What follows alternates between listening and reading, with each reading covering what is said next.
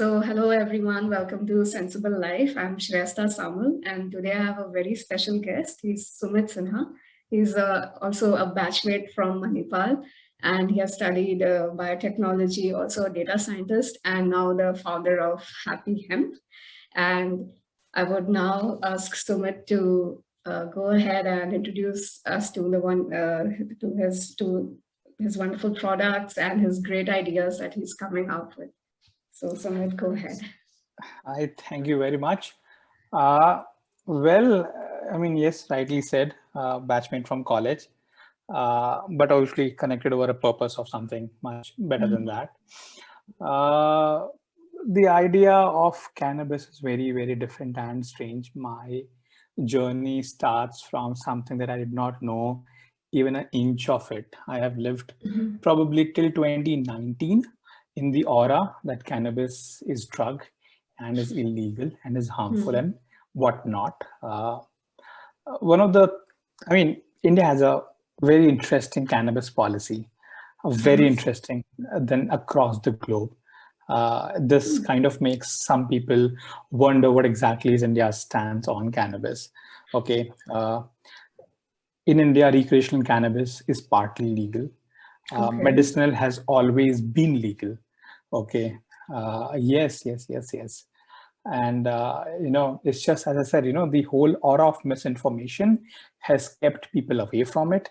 The whole drug notion has driven people, away from it. So a little about myself. So I, as you mentioned, I graduated from college with a degree in biotechnology, but back then or even back now, India does not have brightest of the scope when it comes to biotechnology in terms of probably if you start comparing with the peer branches of engineering, it is not the most fanciest of the opportunities, but it is probably one of the most impactful study segment if you really do a whole life cycle of it. So worked as a data scientist in multiple organizations, led team, made models, built models, did some predictions for people.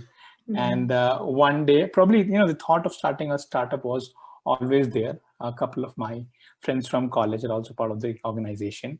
So we always wanted to do something of our own, but we could never find one idea or one, thing that we really truly felt that this is it. That's it. This is it. Yeah, it's really a process of, right? Yeah. It's a summation of a process, and a lot of things has to converge towards something. So we were iterating around things. We have iterated around multiple business ideas. And then one day I was, browsing or reading, I came across hemp. And the post was hemp-derived bioplastics are 100% biodegradable. And I was like, what is hemp and why are we not making all the plastics out of it? Like plastic problem is one of the sheer biggest problem, like packaging, things we are using, stool, chair, everything. Exactly. It's a huge challenge. So I Googled what is hemp, H-E-M-P, and I see cannabis. I'm like, ganja? What is about? You make plastics of the ganja? What is this? So the other idea I always had about is that it has a medicinal value as well. But at the same time, there's so many things from the Ayurveda which holds medicinal potential. Haldi is something which has probably went across the globe. People even try to get a patent on it, but then, it's an indigenous Indian part of the culture, right? So I started exploring hemp. Amazing plant, something which I guess has been looked away for whatever the people would call it a conspiracy or the socio-cultural, like there's a lot of stigma attached to it. I cannot use this word in my own house. I just can't use it. I know people use it for pair, chup ke use karte hain. Like, come on. Stigma, obviously there was a time period when there was I would say all these messaging was conveyed to call it drug or gateway drug.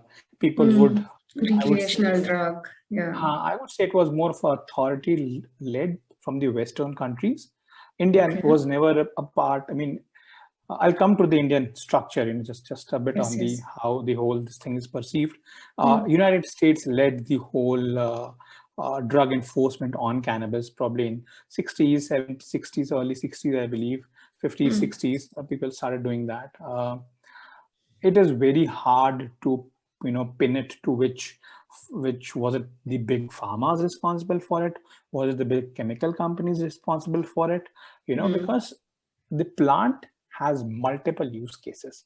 If I can just Yes. walk you through, so you have a stem, you have the flower, you have the buds, you have the leaf, right? The flowers, the leaf have exceedingly tremendous health benefits. People use it for anxiety, people use it for pain management, exceedingly being Pain, used for pain management. PTSD, yeah, all kind of. PTSD, exactly. I mean, and there are now proven researches which holds true for it. There are companies who have conducted clinical trial for Mhm. cannabis medicines, and they are being sold. I mean, one of the companies, GW Pharmaceutical, probably one of the pioneers in this space, they conducted clinical trial for Sativax, I believe is the name of is the brand that they're Mhm. marketing. And the company is, they conducted clinical trial in India as well in 2011. Wow. Mm. That was 10 years ago. I mean, you can imagine 10 years in A India, huge a time, decade yeah. ago, a clinical trial has already happened. And we are We still have no fighting idea. for, and trust me, even I did not have any idea about all these things prior to 2019, Mhm. and Indian government has put their own money into do a pilot study for Bhang-led, Bhang is the cannabis leaves name. Yes, that I have heard Will of Bhang. And when you think of Bhang, na बस वो होली वाला picture, वो Amitabh Bachchan वाला picture, उसके आगे people don't think of beyond it.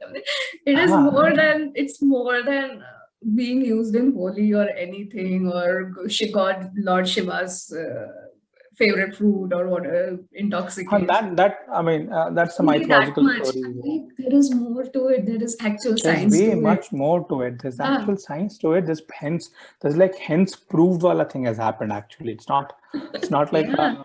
a talk of someone's fantasies ki nahi ye leke aayega. It's a hence proof clinical trial ho chuke hain, khatam. Like people Yes. should now come out and do more of a drug development in the space.